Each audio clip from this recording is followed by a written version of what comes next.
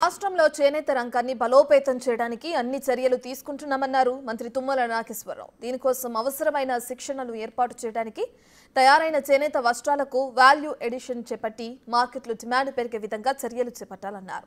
Marketing కోసం e commerce సంస్థలతో ఒప్పందాలకు గల అవకాశాలను అధ్యయనం చేయాలని అధికారులకు సూచించారు. ఈ సమావేశంలో చేనేత జౌళి శాఖ అధికారులు, టెక్స్పోర్ట్ కంపెనీ ప్రతినిధులు, బోస్టన్ కన్సల్టింగ్ కంపెనీ ప్రతినిధులు పాల్గొన్నారు.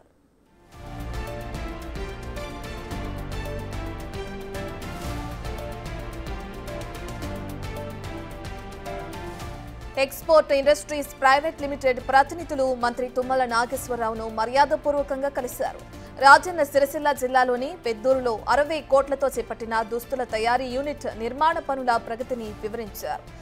ప్రస్తుతం పెద్దూరులో చేపట్టిన యూనిట్ నుంచి దుస్తుల ఉత్పత్తి ప్రారంభానికి సిద్ధంగా ఉందని తెలిపారు.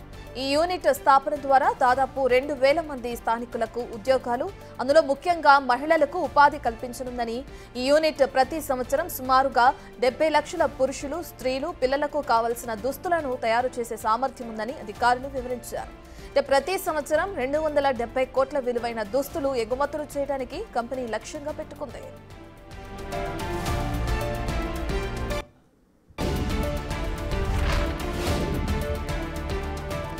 స్థానిక మహిళలకు పెద్ద ఎత్తున ఉపాధి కల్పించి నాణ్యత ప్రమాణాలు పాటిస్తూ మార్కెట్లో పోటీ పడే విధంగా దుస్తులను తయారు చేయాలని సూచించారు మంత్రి తుమ్మల.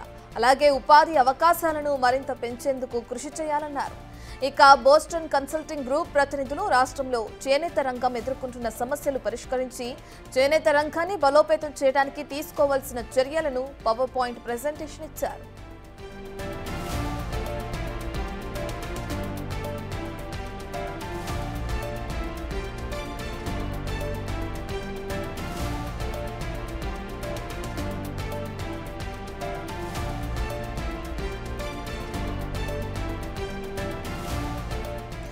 స్థానిక మహిళలకు పెద్ద ఎత్తున ఉపాధి కల్పించి నాణ్యత ప్రమాణాలు పాటిస్తూ మార్కెట్లో పోటీ పడే విధంగా దుస్తులను తయారు చేయాలని సూచించారు మంత్రి తుమ్మల.